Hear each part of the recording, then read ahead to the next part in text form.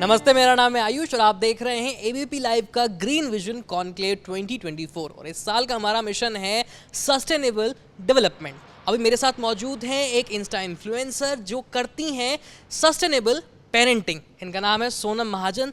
Welcome. ये बताइए कि ये सस्टेनेबल पेरेंटिंग ये क्या चीज़ है, क्या नया टर्म है? ये नया टर्म बिल्कुल भी नहीं है। इंडियन हाउस होल्ड्स बहुत ही सस्टेनेबल रहे हैं और हमारी जो पेरेंट्स थे वो सस्टेनेबल पेरेंटिंग करते थे। बीच में कहीं कुछ साल पहले हम भूल गए कि सस्टेनेबल क्या होता है और हम लोगों ने कुछ ऐसी चीज़ों को अडॉप्ट कर लिया जो बिल्कुल भी सस्टेनेबल नहीं थी, जैसे कि डायपर। तो sustainable parenting is going back to your roots, Indian roots, and living a life of a parent where we are not destroying the planet, we are not harming the planet. That is sustainable parenting. Also we are trying to raise kids who are eco conscious और जो समझते हैं कि ये उनकी जिम्मेदारी है mother earth को बचाना।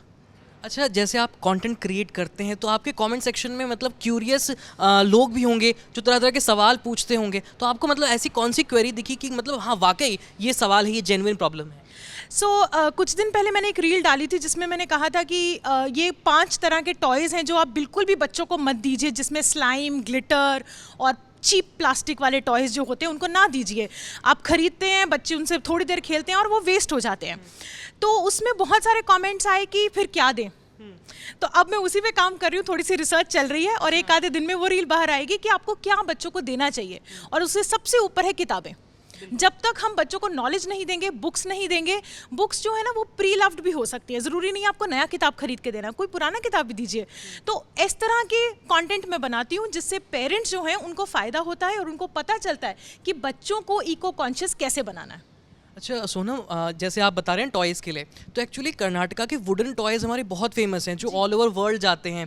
और वो टॉक्सिक नहीं होते हैं, उनमें कोई हार्मफुल केमिकल इस्तेमाल नहीं होता है, तो मे बी एक हमारा अच्छा अल्टरनेटिव हो सकता है। बिल्कुल बिल्कुल, वुडन टॉयज़ एक बहुत बड़ी ऑल्टरनेटिव है और बहुत अच्छी ऑल्टरनेटिव है दैन प्लास्टिक, क्योंकि ये वुडन टॉयज़ जो है वो टूटते भी नहीं हैं। बच्चे उसको बहुत स्टर्डी रहते हैं, तो लॉन्ग लास्टिंग, उनकी ड्यूरेबिलिटी भी ज़्यादा है, तो we should promote wooden toys. अच्छा, ये बताइए कि हम अपने यंगर जनरेशन को कैसे मोटिवेट करें ताकि सिर्फ वही ना मोटिवेट हो, उनके फ्रेंड्स भी हों, उनके फ्रेंड्स के पेरेंट्स मोटिवेट हों और हम सस्टेनेबल डेवलपमेंट का जो गोल है उसको थोड़ा जल्दी अचीव कर पाएँ। आई थिंक जो बच्चे हैं उनका माइंड इतना क्यूरियस होता है और उनको आप जब भी कोई नई चीज़ बताते हैं ना वो 10 लोगों को बताते हैं। मैंने ये अपनी बेटी के साथ खुद देखा है कि मैं उसको जब कोई नई चीज़ सिखाती हूँ तो वो सबको बताती है कि मुझे ये चीज़ पता है और मैं ऐसे करती हूँ, तुम भी करो। तो अगर हम बच्चों को छोटे होते से ये सब सिखा देंगे तो आई एम श्योर कि वो खुद ही उस चीज़ को प्रचार उसका खुद ही कर देंगे। बच्चों का माइंड ही ऐसा होता है कि मुझे सबको बताना है, तो उनका जो वो क्यूरोसिटी वाला जो माइंड सेट है हमें उसे यूज़ करना चाहिए to advantage of the environment.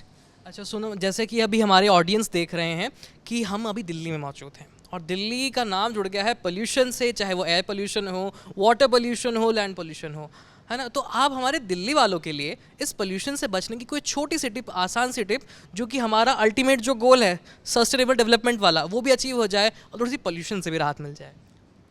पेड़ लगाएं। सिंपल सी बात है, पेड़ लगाने से ही ये थोड़ा पोल्यूशन, एयर पोल्यूशन खास करके जो है वो कम हो सकता है। और ये एक ऐसी चीज़ है जो आप कहीं पे भी कर सकते हैं, अपनी बालकनी में से लेकर अपनी सोसाइटी के ग्राउंड में, पार्क में, घर के पास जो पार्क है सोसाइटी का या डीडीए का, उसमें जाके आप प्लांट्स लगाएं, आप ट्रीज़ को लगाएं, वही हमें पोल्यूशन से राहत दिल सकता है। और as an individual, as a family, that is one thing that you can very easily do without thinking too much. तो आई होप कि सोनम की बात, वो इन्फ्लुएंसर है, मुझे लगता है वो इन्फ्लुएंस कर गई होंगी आपको और उनकी बात आपको समझ आ गई होगी, क्योंकि ये बहुत ज़रूरी स्टेप है जो हम सबको लेना चाहिए, ना सिर्फ पॉलिसी मेकर्स को बल्कि as an individual, as a responsible citizen of this country हमें ये स्टेप लेना चाहिए कि हम अपने इन्वायरमेंट को कैसे और ज़्यादा बेहतर बना सकते हैं।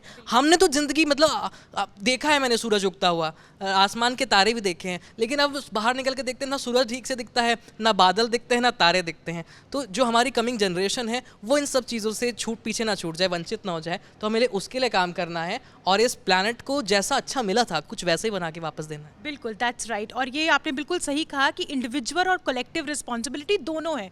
सिर्फ सरकार, सिर्फ ऑर्गेनाइजेशंस नहीं करेंगी, हम क्या कर सकते हैं हमें ये सोचना है। तो आई होप ये मैसेज क्लियर एंड लाउड रहेगा और इसी के साथ देखते रहिए एबीपी लाइव। मेरे साथ थी सोनम महाजन।